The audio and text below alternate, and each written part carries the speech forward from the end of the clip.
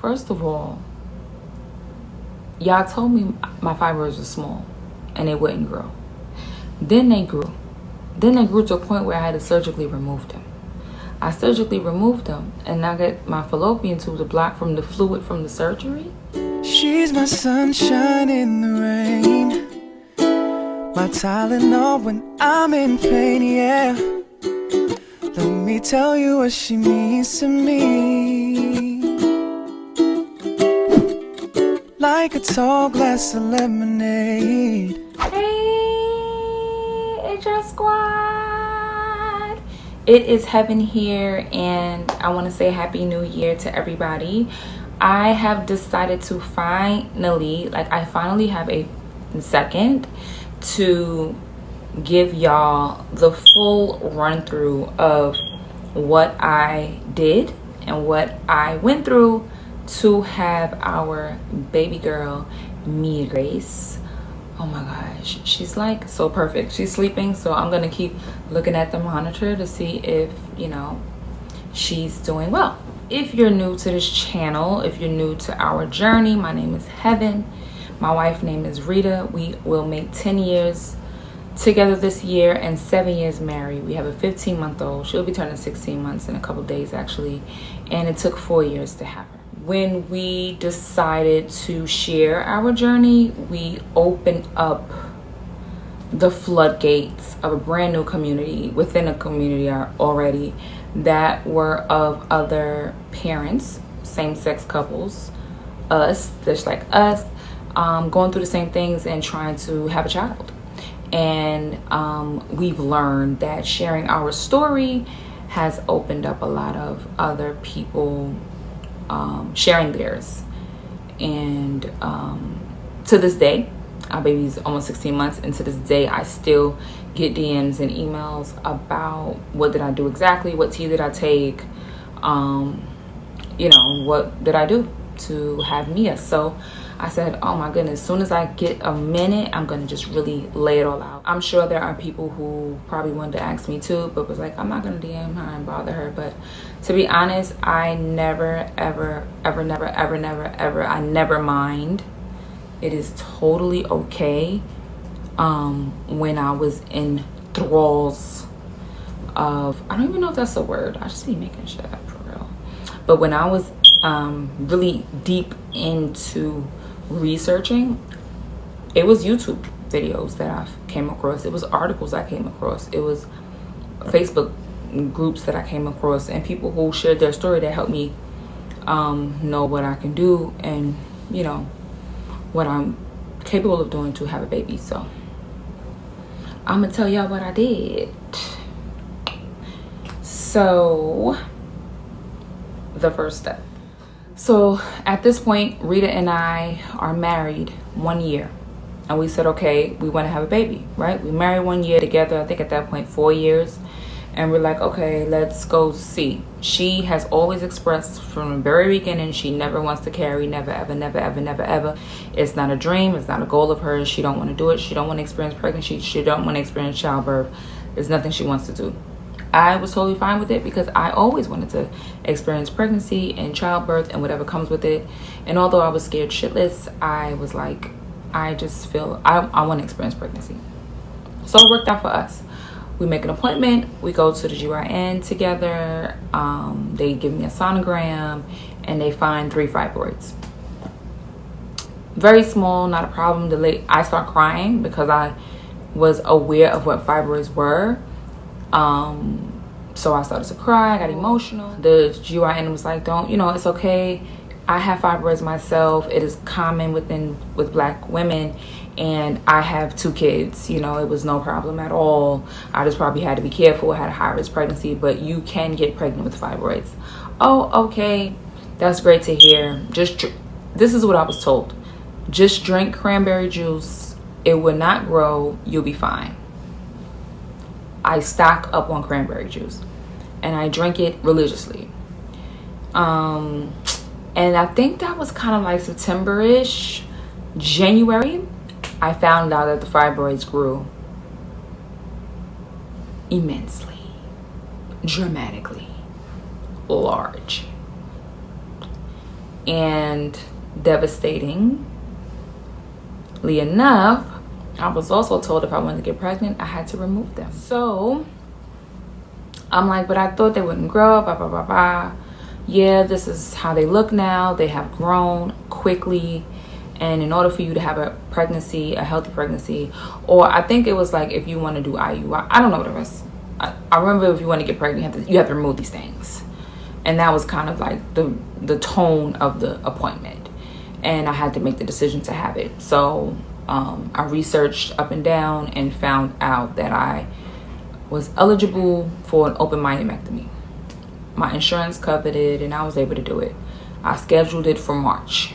So this is in January. I scheduled the surgery for March. March comes and I have the open myomectomy.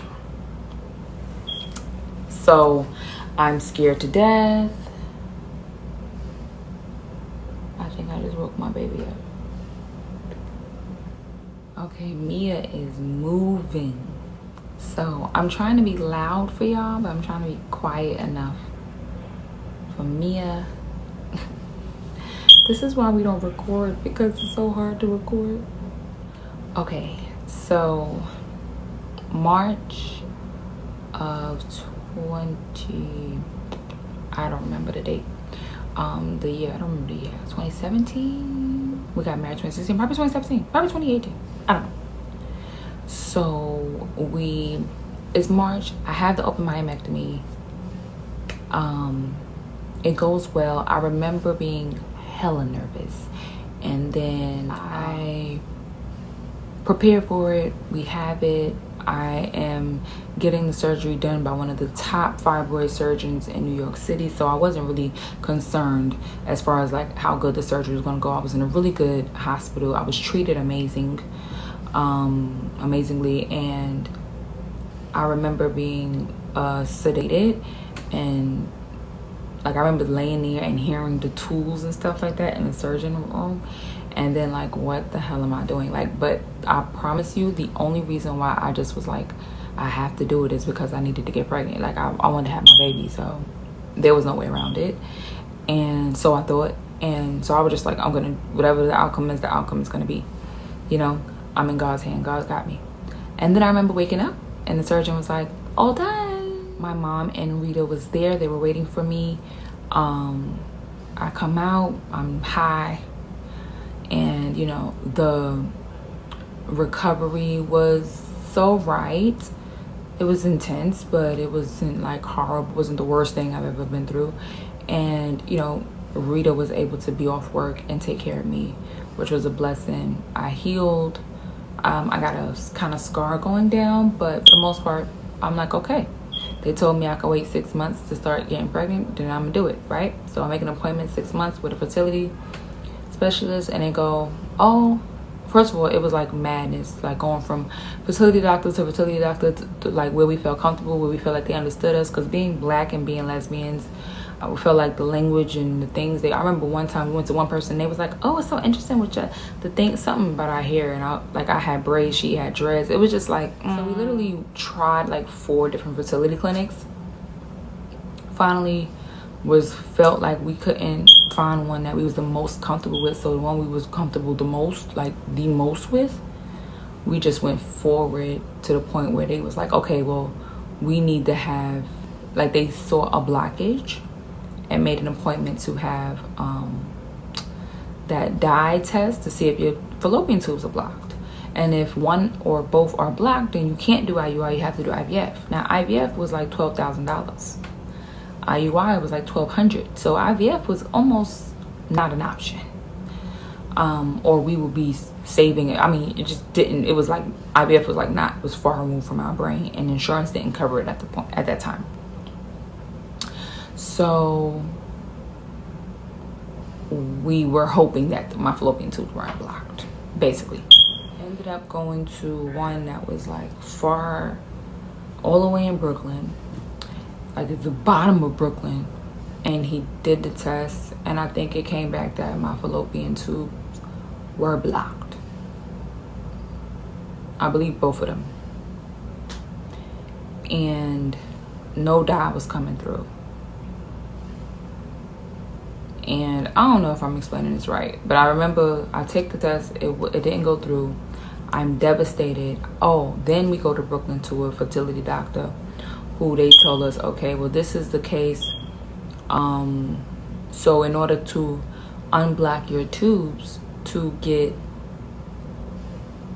pregnant, to do the IUI, you have to have another surgery, and it doesn't guarantee that your fallopian tubes will be unblocked. And my fallopian tubes were blocked from the fluid from the surgery. I was like, first of all, y'all told me my fibroids were small and they wouldn't grow. Then they grew. Then they grew to a point where I had to surgically remove them. I surgically removed them, and I got my fallopian tubes blocked from the fluid from the surgery. I was like, what? Like, what are the odds? And then I now have to have another absolutely the fuck not, okay? Absolutely not. First of all, I'm not going through that again. And there's no guarantee. I started to research. Chinese herbal medicine, natural, other ways, alternatives, everything, ways to unblock fallopian tubes. I was researching.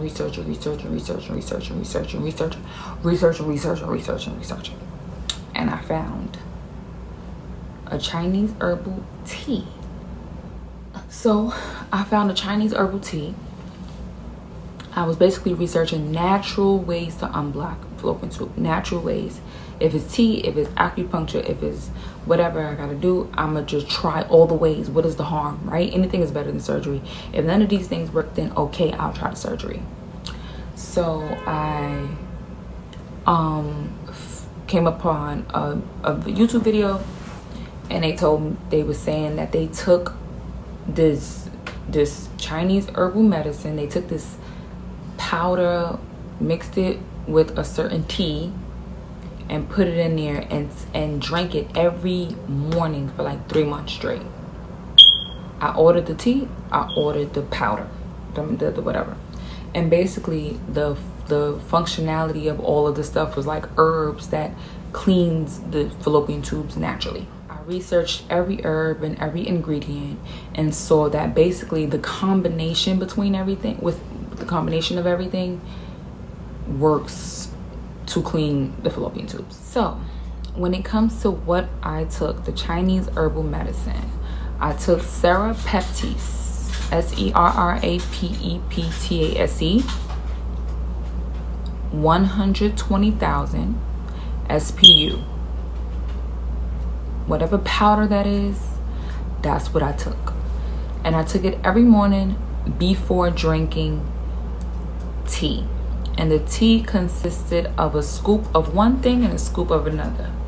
The one scoop of Ginseng Chow, which is Xiancao, and Yimu Cow, Yimucao. So a scoop of each in the tea after the Serapeptase 120,000 SPU. That's what I took every morning for 3 months. Like 2 weeks into me drinking it, I felt like I can physically feel the fluid like relieved from my body, but I thought it was in my head, and apparently it wasn't in my head, because I took it for 3 months and then I requested another test for my fallopian tubes, and they was like, oh, we already established. Anything that was fertility boosting, I ate it, I tried it, I did it. If it would boost my fertility, I ate it, I tried it, I drank it, I did it during this time. So I was doing fertility boosting yoga, fertility boosting prayers, fertility boosting acupuncture, fertility boosting meditation, So they didn't want to give me another test because they felt like I already got the result. And there's no way I could have just unblocked my fallopian tubes of fluid without surgery. But I demanded another test, and I was like, okay. I go to this place not too far from my home. I lay down. He does the dye thing with, see if the dye travels through and comes out. And he was like, so you said what? And you said you did what? And you said you used what while he's doing it? And he did it twice. And then he said, congratulations, your fallopian tubes are unblocked. And I cried getting dressed, and I cried leaving the place, and I cried going all the way home, and I cried when I got home. It worked. The Chinese herbal medicine concoction worked, and I didn't need to get another surgery, and my fallopian tubes were now unblocked and free of fluid, and I can do IUI. Talk about a relief, y'all. So when I say that the journey took 4 years, I always count from when I found out I had fibroids, and all the surgery and the recovery, and then the fallopian tubes, and then the T and unblocking the fallopian tubes, and then, you know. So now we're on the search for a better fertility clinic. We got the answer we wanted. Now we don't have to find out who can unblock. Now we can just find out who does the best IUI. There's always been this company that I kept seeing for the aesthetic, and it was Kindbody. I said, man, I really want to go to this place, but they didn't accept my insurance, and I knew I was going to be paying out of pocket for everything, and I was just like trying other places, but the way they were portraying themselves was really appealing. Thankfully, for my platform, for Mrs. and Mrs., they found us, and I was kind of thrown off and just like, what's happening? Well, we had discussions, and we met, and we had a consultation. Immediately felt comfortable and felt like, okay, this may be the one. We had a great conversation, a great understanding moving forward, and we were able to then schedule our fertility assessment with them, and that was like amazing. So this is now 2020, so the pandemic has happened. I stopped working when since March 2020. I've been home for a year, and then we find this we find Kindbody finds us, we found each other, and we go in for the fertility assessment. They test me from the rooter to the tutor. They see how viable it would be for me to hold a pregnancy, and my uterus, and how my eggs look, and all the things. And I was so happy, and I just couldn't believe, you know, things were working in our favor, and they were so respectful of us being lesbians and us being Black women. All the nurses and everyone were women, and they were women of color. There's women of color there, and it was just really comforting. So right before we do it, we do our so we have the fertility assessment, and then it's like, okay, well, y'all are able to do the IUI. So we had to find the sperm donor. We went through International Cryo, the idea and the process of shopping for a baby daddy. Okay, shopping for the donor of your child is wild. Okay, we were doing that day in, day out. We particularly wanted a Black donor, and that was not easy. Thankfully, we found one.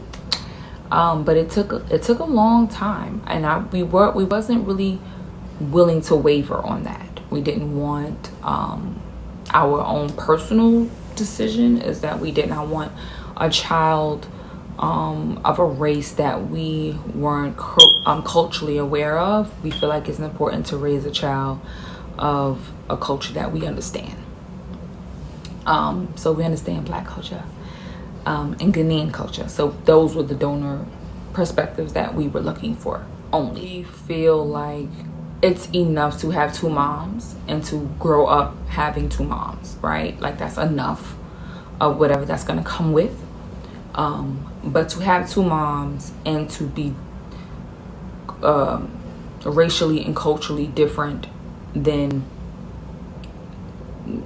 your mom's is like double. So to me and to Rita, it was important for us to have the closest donor that looked like us and whose DNA would be closest to ours.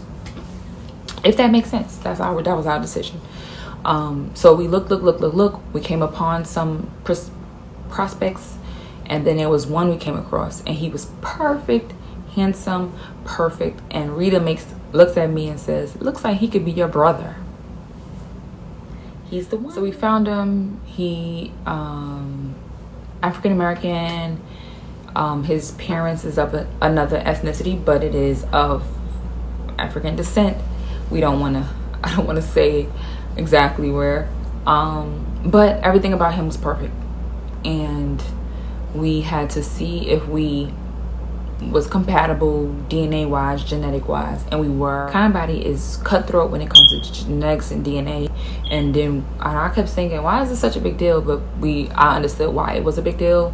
You want to have the healthiest child you can, and you don't want genetics or DNA to be an issue, like be a cause of why there was a defect. So they made sure that your DNA and genetics matched to have a healthy child. And so we were able to purchase a vial, and I actually think okay, the first vial we purchased wasn't his. It was another black donor we matched with, and it was from California Cryobank, I think.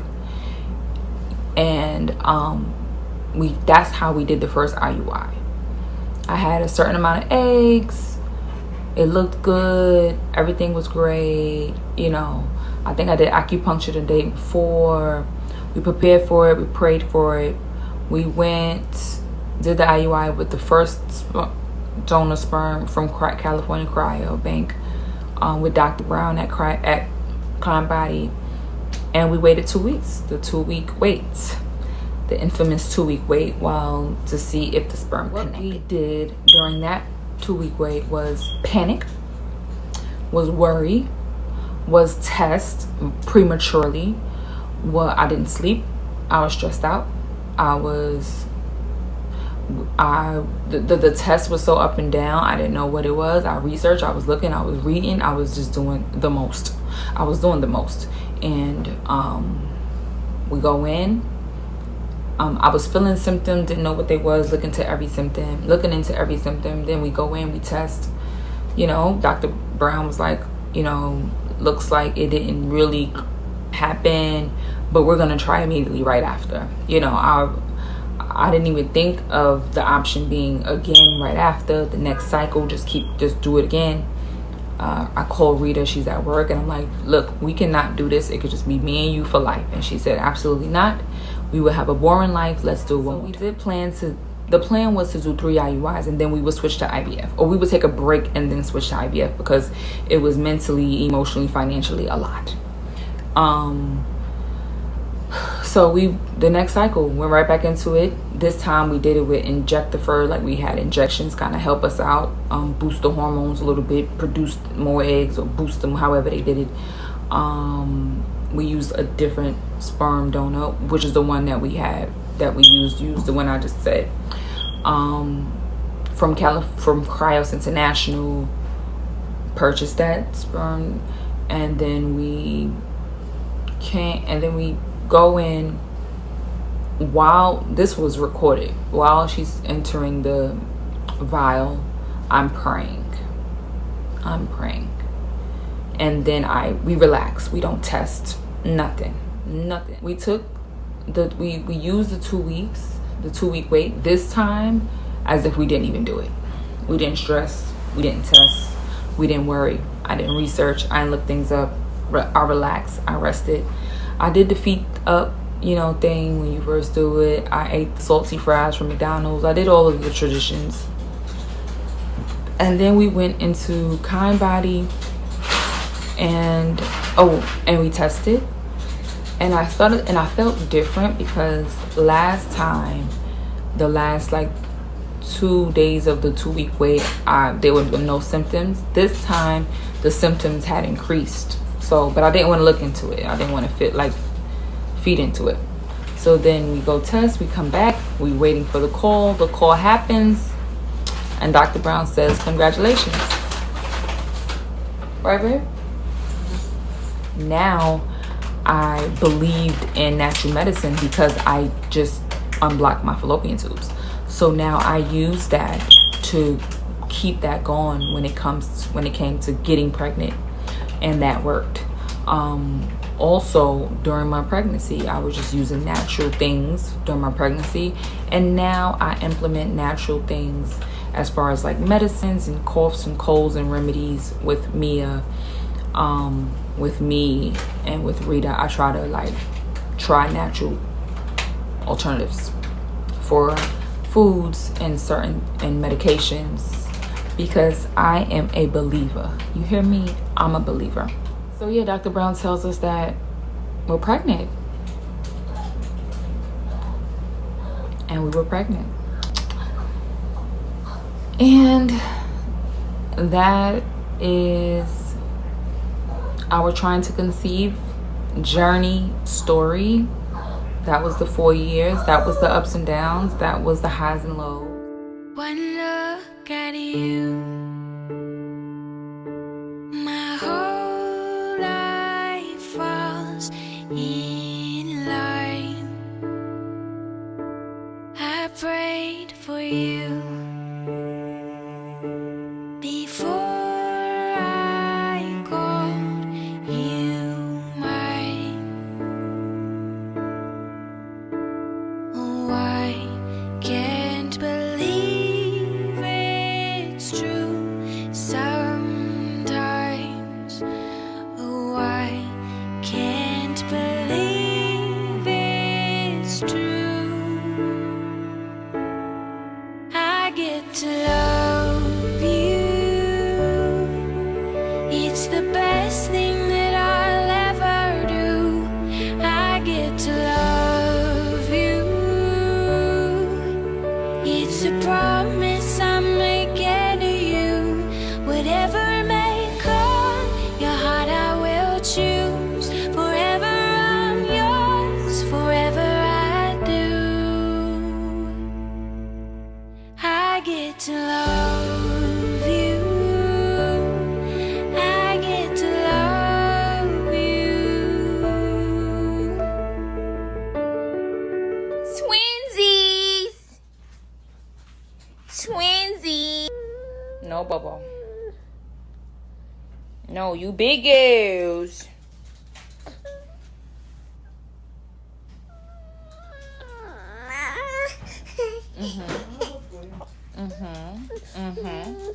And you have every right to feel that way. It's yours.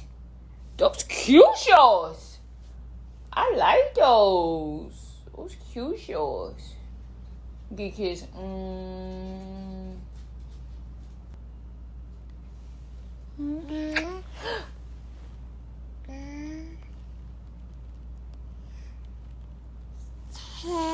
Ten.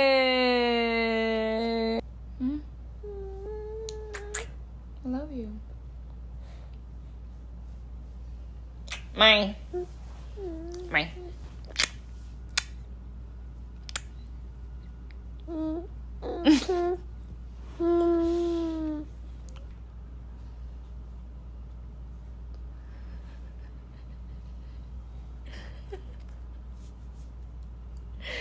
Four.